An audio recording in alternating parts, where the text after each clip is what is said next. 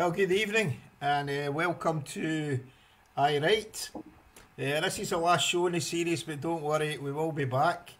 This is a light-hearted look at politics in general and Scottish politics in particular.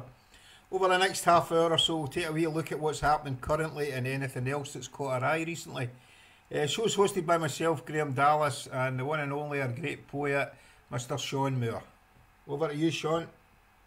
Hello again, folks. Thanks for joining us again. Thanks, as always, to the Independence Live crew for letting us piggyback onto their platform and spout to the public in general. Cheers for that. Men, leave your comments. It's good crack the past few weeks, listening to all the banter, all the bands. Keep it coming. Okay. That's assuming Graham's got some nice, cheerful clips for us. I've got something to get your blood boiling. We'll shoot in with the first clip and I'll let Boris explain this one to you.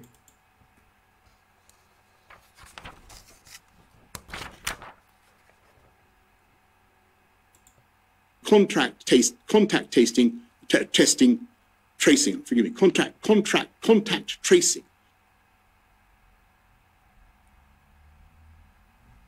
Our test and trace system is as good as or better than any other system anywhere in the world. You said the app was absolutely essential. 27th of September. It's revealed that the app's software contains an extraordinary failure that prevents tens of thousands of people from inputting their test results. 29th of September. People experiencing symptoms are being told to drive hundreds of miles to get a test. 4th of October. The Johnson government admits that it missed logging up to 16,000 people who had tested positive for COVID-19 following an error inputting data into an Excel spreadsheet. Despite millions of downloads and over 1 million check-ins, it's revealed that the app has sent just one alert about an outbreak in a venue. The app is updated after users report phantom alerts, wrongly telling them they may have been exposed to COVID-19. 15th of October. It's revealed that private sector consultants are being paid up to £7,000 a day to work on test and trace. 22nd of October. At this point, the programme is failing to reach over 40% of contacts, meaning over 100,000 potentially infected people a week are not getting reached. The Prime Minister takes the opportunity to remind people that they'll get a £500 government grant for self-isolating. 23rd of October. It emerges people cannot in fact get a £500 grant for self-isolating because the button was accidentally left off the Test and Trace app. 1st of November. It's revealed that the world-beating Test and Trace app, downloaded by 19 million people, has systematically failed to alert the public to isolate after being exposed to the virus. The app was set at the wrong sensitivity level from the start. 2nd of December. The English lockdown ends, but the country is still without an effective test and trace system, despite Johnson spending a staggering £22 billion of public money on his failed programme. The Public Accounts Committee report today finding no clear evidence that it has reduced infections, and all at a cost of £37 billion for this financial year and the next. I suppose many of my viewers will think it's not a laughing matter. Meanwhile, some friends of the Johnson government have, on the back of coronavirus, become very wealthy indeed. Okay, so there we have it. This is England's £37 billion world-beating, virus-defeating, money-eating test and trace system. That's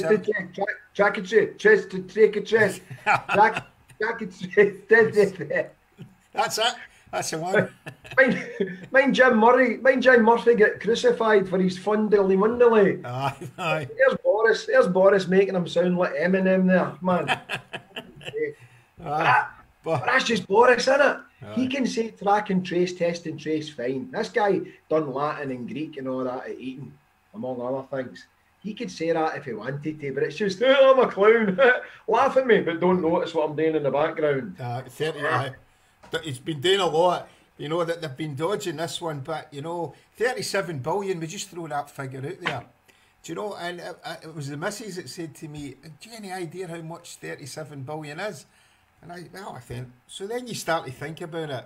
And we're going to put a wee question out there to the people watching. You see who gets closest. I'm going to give you 3 questions. How many seconds how many years are there in 30 billion seconds? 37 billion seconds make up... Billion, not million. Billion. Billion. 37 billion seconds. How many years is that? That's the first one. Just got a wee context on it, just to get a picture in our eyes. Aye. What a billion looks like. So see if you can come close to this. Right, Sean came up with this one. Shredding tenors. If you were putting a shredder in a tenner, a shredder in the tenner, a tenner in the shredder, and it took 3 seconds to go through the shredder, the tenner to go through the shredder. I'm trying to do a Boris here. How long would it take? How long would it take me to shred 37 billion pounds like this, doing it constantly? No. Aye, 37 billion tenors. Right. Now here's another one. You're driving round. You and me jump in a car, Sean. We drive for a mile. Stop the car, and the first stranger we see, we give them £1,000. Then we drive another mile, and the second stranger we see, we give them £1,000, and we keep doing that until we get to £37 billion. Now let me tell you, you will go round the world more than once, but how many times would you go round the world, stopping every mile and giving away £1,000? So that's £1,000 a mile. I'm going to contact a Paisley taxi driver because he'll know the answer to this one. £1,000 a mile. Right, well you do that, but let's see who can get that figure in their head. I mean, we know these guys know how to spend money. I don't know if you actually saw the wee 2.6 million in a new media room in Downing Street. I'm going to show a wee picture of it. That's it up now. I mean, come on guys, look at those chairs. Do you know what's in that room that cost £2.6 million? Now you might say, I know as a musician, those spotlights in the ceiling there, those cans are maximum £100 each. So the lighting's no that bad. Those chairs... I'm no a musician, but I've been to IKEA and I know the chairs cost £15 each. £15, you've been ripped off, man. But anyway, somebody else has been ripped off. So anyway... so where are we going? So I gave the wife a wee challenge here. I said, right, okay, Karen, you've got £2.6 million to spend doing up a room, because she knows how to spend money, right? She's way out in front here. I said 2.6 million. If you can't get to 2.6 million, then you have to pay for it yourself. So you spend 2.6 million, it's paid for, or if you spend anything less, it's not. So she couldn't get to 2.6 million. I said, well, how do you think the Tories did it? And she said to me, well, that's dead easy. She says, if I was a Tory doing it, this is how I would do it. My consultancy and design fee would be 2.5 million. And she said, I'd spend £100,000 doing the place up. I went, that's how they do it. This consultancy, wouldn't it just be Yellow Pages or randomly Googled, where's the nearest consultant? It would have been that wee consultancy firm that gave a donation to your party last year of $500,000 or something. Yeah, that's totally how it works. Totally. And you know, there's a wee bit of me hoping that it's just good old-fashioned cronyism with them. Because when you think of the alternative, I remember like years ago, the folk were laughing at the CIA because they spent £1,000 on a pen, or £1 million on a desk or something like that.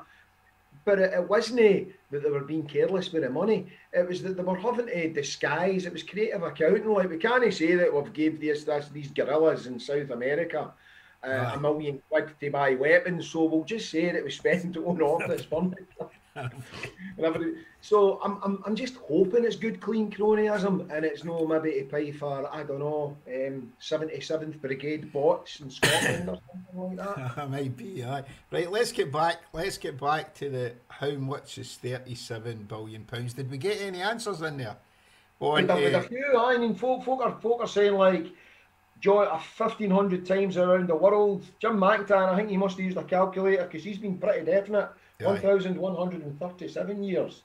So 100 zillion years. George, we're trying to get our heads around what a billion is here because nobody can manage a billion. You're confusing us with zillions, man. Is that a thing? A zillion, is it really? But it's a good point, this frame of reference, because we're simple people. none of us has seen a billion of anything. No. We can imagine what a million is, because folks say, what would you do if you won £1 million in the lottery? We can picture £1 million. £1 million people, low-key, maybe the population of Greater Glasgow, Strathclyde, we can kind of see that. But there's nothing in our skulls that can equate to a billion. We've never seen a billion of this, and it takes a while to get your head around it. Well, it's been a good public service thing they broadcast this week already, because there's Alex Adam just said, thanks for reminding me. It's time to go and put a cotton bud up my sinus. Yes, Trace. I'm assuming it was sinus and there wasn't a predictive text or anything else, Alex. I'm sure it was sinus. Right, so 37 billion seconds would take as 1,100 and odd years. So what does that, when would we have started that? When would we have started ticking the clock to get here? Well, I would have had to start shredding in the year 850-ish. Like, no, that's seconds. Aye. In the days of Kenneth MacAlpine, when Kenneth MacAlpine was writing Scotland, so like 4 centuries before Bannockburn and Stirling Bridge and all that. A whole millennium before the Jacobites, practically. Yeah, it's crazy numbers. And the other one was, and somebody came up with the right answer actually, 1,500. If you stopped every mile and gave the first person you saw £1,000 all the way around the world, you would have to go around the world 15 times, man. That's how much. That's how much he's. How can you spend that? It doesn't even work, you know. It's like, and nobody in the media is saying, nobody's questioning it. Jeremy Corbyn wanted to spend a measly $8 billion redeveloping the whole country, and they wanted to know where every penny was coming from, didn't they? Where's your money tree? Where's your money tree? Nicola Sturgeon and Alex Salmond cost £500,000 in legal fees, you know.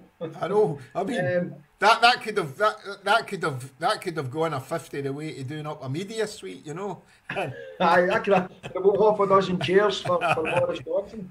There's somebody else in the comments, I think it was Ruth or someone said it's world-class mediocrity, but putting these kind of scenarios on it, it shows you that it's no mediocrity. No. It's something more sinister, because you can't be that stupid by accident. You can have accidents, you can do stupid stuff, but that level is beyond carelessness. It's international class stupidity. Well, funny you should say that. Let's just see what the outside our own media, what the media about the world are saying about this. So let's have another wee clip on this one. 17th of December, a New York Times investigation into UK government spending on COVID concludes there is ample evidence of cronyism. The investigation finds that half the taxpayers' money they analysed went to companies either run by friends and associates of politicians in the Conservative Party or with no prior experience or a history of controversy. Meanwhile, smaller firms without political clout got nowhere. Serco, a company with a controversial history. This is a case of pure corruption. Edward Argar, who is a junior health minister, is also a former Serco lobbyist. But what is also interesting is that the chief executive of Serco is none other than Rupert Soames, the grandson of Sir Winston Churchill. The current CEO was a member of the same club that Boris Johnson was a member of, the Burlington Club, and Mr. Soames' own brother was a senior member of government. Aye, Sean, so that was Serco getting the contract for the £37 billion system. Now, let's put this into context with what other systems are out there. Because England's track and trace system averages out at £600 a head. If we look at the Scotland's track and trace system, it cost 89 million. It works out at £16 a head, and that's working, by the way. But if we scaled that up to the size of England, because we're only 8%, obviously, it would still be less than 1 billion. Only 8% of the population, but we're subsidy junkies, so it costs us a lot more. Well, and we're paying 8% of that 37 billion as well. Line me up, man, you know. But anyway, so we're £16 ahead, and if we scaled that up, they would have, if they'd used their system, they would have saved 36 billion. And they could have taken the Nicola Sturgeon, Alex Salmond 650,000 off that, and they would still have another 35.5 billion, or no, 35.95 billion still in the bank, you know. I mean, mental. Or as somebody else said, gave the whole population, gave everybody in Britain £400,000 to sit in a house and self-isolate. That would have worked, wouldn't it? That would have. Is that what it works at? Does it work at that, man? It's high one. But again, it was interesting that you got a clip there for the New York Times, Graham. Hudson Power, a gift he gave to see ourselves as others see us. So many occasions where you've had to get the objective news angle from another country. It's almost like the English, British papers aren't commenting on it. Well, not. Oh no, no. They've probably just missed it. They've probably been having a wee meeting or something when the news flashes come in, you know. The Duke of Edinburgh's hasn't been well, and that nasty wee Meghan Markle's been causing all sorts of trouble. So there's a lot going on. We can't get looking into that too much. And I was looking at the German system. The German system's going to cost 100 million. So they could have bought that 30 times over, and that one works as well, you know. But they had to go for their own world-beating, virus-defeating, money-eating test and trace system, you know. God bless. So next time somebody says to you, well, if the war had went a different way, we'd all be talking German now.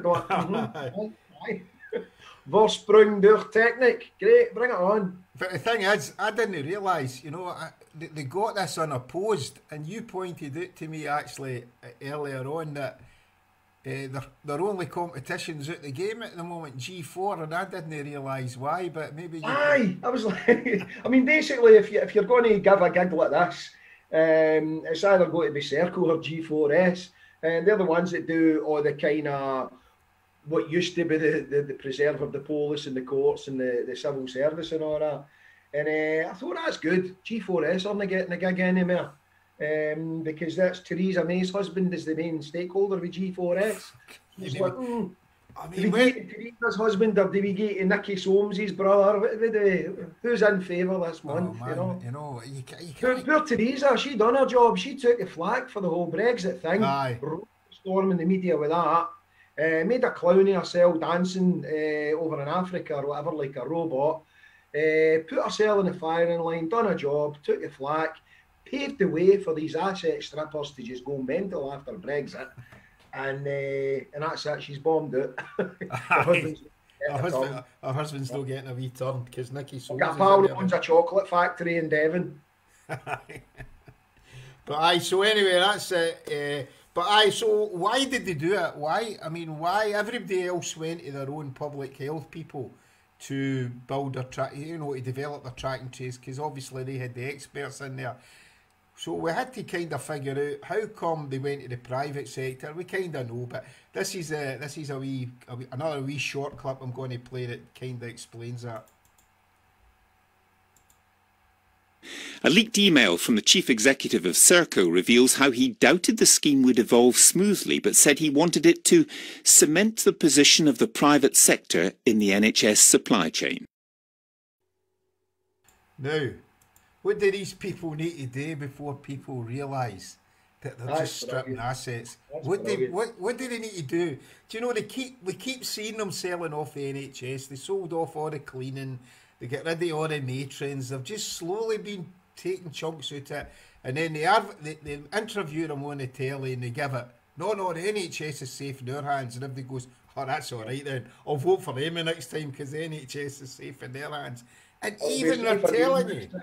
Aye. And again, going back to Thatcher, at least old Thatcher, she kind of dressed it up and she would go, right, if we privatise everything, nasty unions will not be able to go and strike. Right. And you'll all get a nice wee share when you buy your shares. I've tell Sid you'll get a wee dividend and everybody can be a stakeholder. I was like, that sounds good, Maggie. And the unions will no bring the services to a standstill and everything will be more efficient. We like efficiency. These guys nowadays are saying, it'll no work, we'll arse it up, but use it anyway, because that's what we should be doing for a free market. I know it's crazy. Let's get let's get rid of the unions. And now they're sitting there, you know, their grandwains are going to them, Granny, how come I've got a 0-hour contract? Do you know? Do you remember when overtime used to pay you twice as much as you got normally? Now you're just expected. In fact, now a lot of people don't even get paid for doing overtime. They're just expected to keep up with their work, you know. Crazy. And again, going back to Thatcherism, she would like advocate the free market, and that's fine. It was an unfettered free market. It meant would boom and bust, and it was just a free for all. But she stuck to her warped evil principles. She stuck to them. But these guys, they're quite happy having state-owned thing when it suits them. Like, well, a free market until the RBS goes tits up, and then the RBS can be state-owned, and we'll bail it out and we'll plough money into it, and we'll get it as a going concern again. And then when it's successful, same with the East Coast Railway Line, National Express realised that, okay, we can do buses, but they're not so good with trains, and they messed that up, so took it back into public ownership. And the Tory government at the time, they even dressed the delivery of the trains in nice plain silver, so that whatever spiv came in to buy the rolling stock would have no problem just painting their own letters on them. And then when that became a going concern, again, they punted it off to Richard Branson. You know, he's into everything else. So it's like, fine, if you think state ownership is evil and you want to be a non-interventionist government, do that, but it's this cherry picking. We'll let the state look after it till it makes money, and then we'll take it. Then we'll take it, and then when it goes bust, we'll let them pay for it, like the banks. We'll let them pay for it, then we'll sell it off again to your mates. We'll not let them buy shares in it. Right, okay, so I think we've spent enough time going on the old... I think we've been round the world about 1,340 times anyway with that one. But it isn't mouth-watering. But let's move on anyway, and we've got another wee clip to show you on our last subject.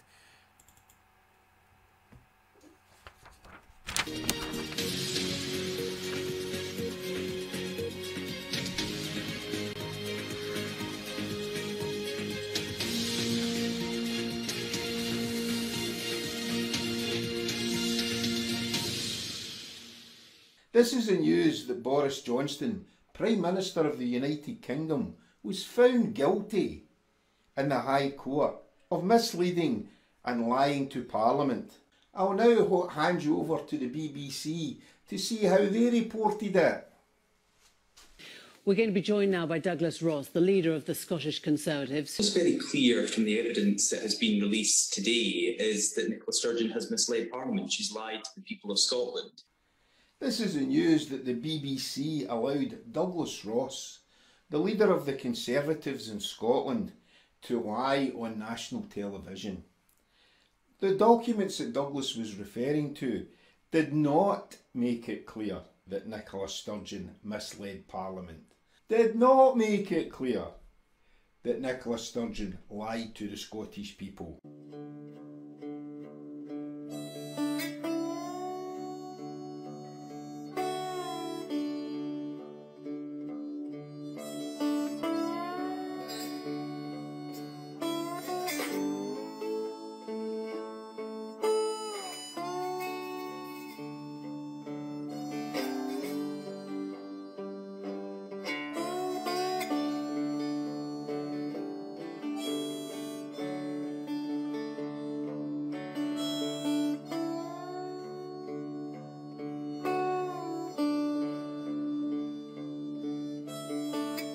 Because I've here the official newsletter of the Wellingborough Conservative Party, because it gives a lot of advice to wannabe politicians.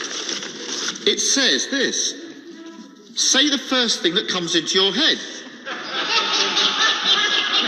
It'll probably be nonsense, you may get a bad headline, but if you make enough dubious claims fast enough, you can get away with it. It includes the December edition. The advice: sometimes it's better to give the wrong answer at the right time rather than the right answer at the wrong time. So my final question to the Prime Minister, is this: is he the inspiration for the newsletter?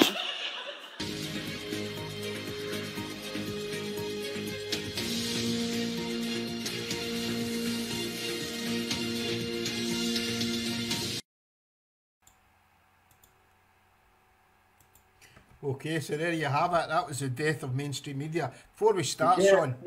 you kept that quiet, did you? Aye. There you go, folks. That's the real reason we're going to be off air for the next few weeks. Graham's been headhunted by the BBC. Did you? Before we start, though, what do you think? What I'm going? That Laura Koonsberg's let herself go a bit. I pat my glasses, Graham. Aye. What do you think of my media studio, eh? My £2.6 million media studio. I was actually thinking that about the Tory media room. Rather than the 2.6 million, they should just, like, everything's happening in Zoom nowadays anyway, they should just do it with a green screen and let the viewers decide what the background's going to be like. Yeah. So when I watch Boris Johnson, I can decide that I'm going to have the Velociraptors for Jurassic Park or something like that, or running about after them, or a zombie apocalypse behind them or something like that. Chasing Matt Hancock. Matt Hancock can stand like that in front of the green screen. Dinosaurs permanently fluttering £50 notes. Aye. Or £10 notes for 1,000 years. No, man. The BBC News, like we were saying earlier on, you've got to go further afield to get the news. This state-owned broadcaster being very, very selective about what they transmit and what they don't transmit. Tim Davie stood, the Director General of BBC 20 odd years ago, stood as a candidate for the Tory party. He was the Tory branch secretary somewhere in London. Nick Robinson, obviously, he got hauled over the coals during the referendum. We all remember him well. He was the president of the Oxford University Students' Union. Laura Koonsberg's got all the previous.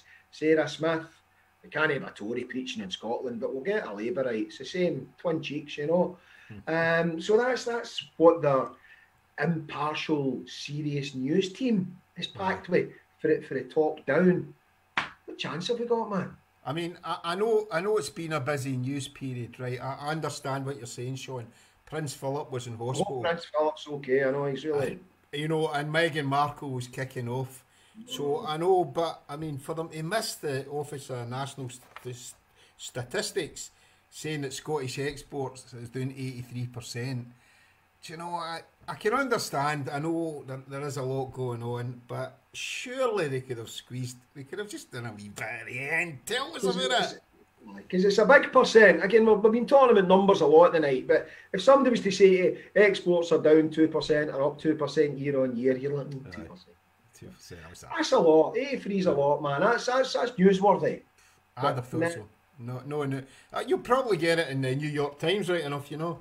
But and then the thing that really surprised me this week was, though, when I saw that the Coalition for Reform in Political Advertising found that 88% of Tory Facebook ads either contained lies or misleading information. I was staggered by that. I cannot believe that 12% of their ads actually tell the truth. Do you know what I mean? Like, I'm not buying that. You know. Judging by the performances we were talking about earlier on, probably that 12% is by accident. It's been a misprint. It's been Boris mispronouncing something. It's actually made it factual. And then we go into the bit where they're telling our activists just to make up lies. You know, they're not even hiding it now, are they? I mean, we always know they did it, but they're just actually putting it in newsletters and say, look, when you go to the door, tell them whatever they want to hear. Just get them to vote for you. It's all right. We'll sort it out later. Yeah, I mean, Stanler was having a laugh, but it is true and it gets done. And when you're doing it to enough people, yeah, a few of them will notice the apology or the retraction when it's in page 17 of the newspaper underneath the horoscope, or when it's to your 100 Twitter followers. But if you've made this lie on the front page of the paper or in front of 6 million people at primetime telly, That sticks, man. Job done, damage done. I know. Well, that's exactly what they say, innit? That's exactly what they say there. Just put it out there. But was it no Hitler that said that? If you tell a lie often enough, you know, people will believe it. Aye, Goebbels was a master of it, wasn't he, man? Aye. Goebbels was a master of it. No saying it. I'm not comparing Boris Johnson, obviously, to Adolf Hitler. We've got a really international feel to the thing tonight as well. I mean, we're talking about the Russian room guys, the Russian decorators, doing it number 10, and their clips for the New York Times and all that. As soon as we opened tonight, Rab Buchan gave us a greeting in Gaelic. So we need to get some subtitles, and Melanie McKim was talking about subtitles and all. And then Luke Jones, he came steaming in. He's doing a professional Welshman bit now. Heidi High campers, you know. He's going into his Gladys Pugh mode. So I'm thinking maybe next time when we come back, we could have a wee subtitle generator for all these. Maybe we could have Luke standing up in the background doing it in Welsh. And we translating for Welsh. Aye, and we'll have somebody else all about translating for Gaelic. Gaelic. Aye, with somebody else doing it for Gaelic. Aye, Luke's really jumping about the new into because Welsh are doing all right at the rugby, but he's having a wee field day there. He's died and gone to heaven, that boy. But anyway, bread of heaven. But aye, so I think we've ran it long enough tonight, Sean. So anyway, what I've got to say is this is so basically where we're finishing tonight, and I hope I think that's where we started, Graham, 6 weeks ago, saying Boris is an arse, the Tories are all liars, and the BBC can't be trusted. Aye, well, we've wasted 6 weeks telling everybody what they already knew, I suppose, haven't we? I've learned some maths in between times. Aye, how to get around the world. How much it costs you to go around the world, gain thousands of pounds away. Hopefully next time we come on, there'll be, I mean, yeah, there'll be some sea changes, some material changes, you know, there'll be, we'll maybe be getting the results of the election coming in. Aye. And hopefully that'll map the way forward. We know what we're looking at for the next year or two. Well, we're going to look into doing another wee series of this, but before we do, we definitely will come back on election night and do a wee election special, because there's bound to be a few belters during the election campaign. I think I can't see Douglas Ross and the Tories letting us down in the run up to the Scottish elections, so we'll definitely need to come back and do a wee show for that. But yeah, I'm going to leave you a wee parody that we did a couple of weeks ago. Sean wrote it. It was about the Tories spending money and on their, well, what did I say? It was our world-beating, virus-defeating, money-eating, water and not working test and trace programme. So it's all right for me, and I hope you've enjoyed the series, and I'll just hand you over to Sean for our last words before we head off. A few last words. Right, thanks everybody for coming in, for joining us every week. It's been good crack. Again, I'm sorry I couldn't reply to comments. I'm on another Facebook ban this week. But come back, talk to us again sometime. But mainly thanks to Graham for doing all this techie stuff. And as he did with this video, and he's going to show, I just go like that, and Graham does all the techie stuff, the knob twiddling and recording and all that. So, well played, my man. Thanks for... See you in a few weeks, eh? We'll see everybody in a few weeks. Right, guys, take care. Bye. Yeah.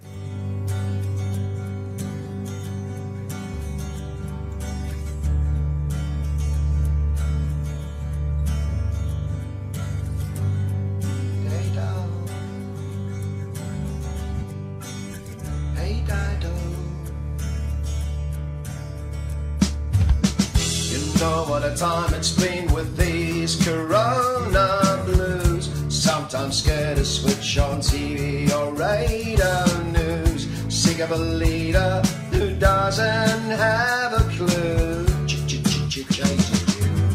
Then had a story that seemed to make me smile. Of perseverance on 300 billion miles. Plutonium power pushed to space race. Cosmic prize.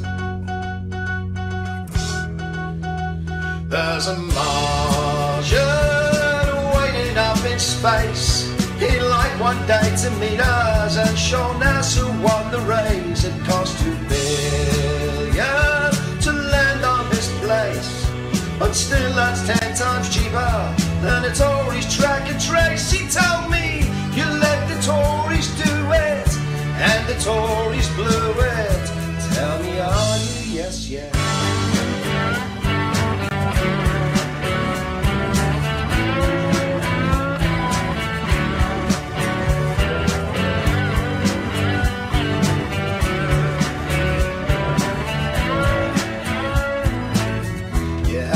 Pay someone, so why not get your friends in? Expert space cadets like that died of Harding. 22 billion, cashing up for 10 Mars landings. It's out this world, but even more up the shop. Astronomical cost, and it never even worked. Give her a rocket, or lock her up with Hancock. There's a Martian waiting up in space. He'd like one day to meet us and show us who won the race. Cost $2 billion to land on this place, and still that's 10 times cheaper than a Tories track and trace. He told me, you let the Tories do it, and the Tories blew it. Tell me, are you? Yes, yet. Martian waiting up in space. He'd like one day to meet us and show us who won the race. It cost $2 billion to land on this place, and still that's 10 times cheaper than a Tories track and trace. He told me, you let the Tories do it, and the Tories blew it. Tell me, are you? Yes, yes.